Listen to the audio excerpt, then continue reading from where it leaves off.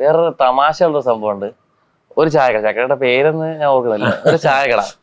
അല്ല, ആ ചായക്കട അത് രണ്ട് സംഭവം. ആ ചായക്കട ഞാൻ ചെന്നിട്ട് ഇങ്ങനെ ഒരു വീഡിയോ ചെയ്യട്ടെ എന്ന് ചോദിച്ചു. അത് നമ്മുടെ തുടക്കത്തിലെ സമയത്ത്.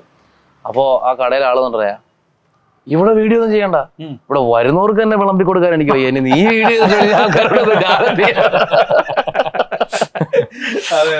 സംഭവമുണ്ട്.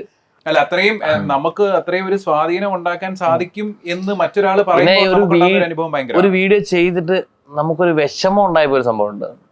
നമ്മൾ ആക്ച്വലി നമ്മള് ഇങ്ങനെ നോർമലി ഉള്ള കടകൾ നമ്മളല്ല പോയി നമ്മൾ ഇഷ്ടപ്പെട്ട് ചെയ്യുന്ന. അപ്പൊ ഞാന് ഇവിടെ തേവലക്കര സൈഡിൽ ഞാനൊരു കട ചെയ്തു.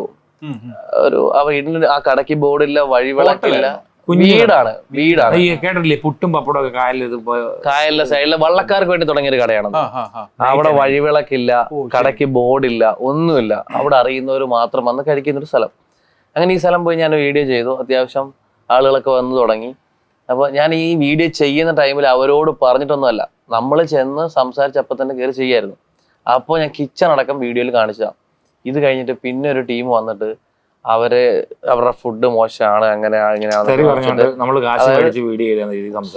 ആ ഒരു രീതിയിൽ സംസാരിച്ചു. പക്ഷെ ഇതിന് ശേഷം ഞാൻ പിന്നെ അറിയുന്നത് ഈ കട അവര് നിർത്തി എന്നുള്ളതാണ്.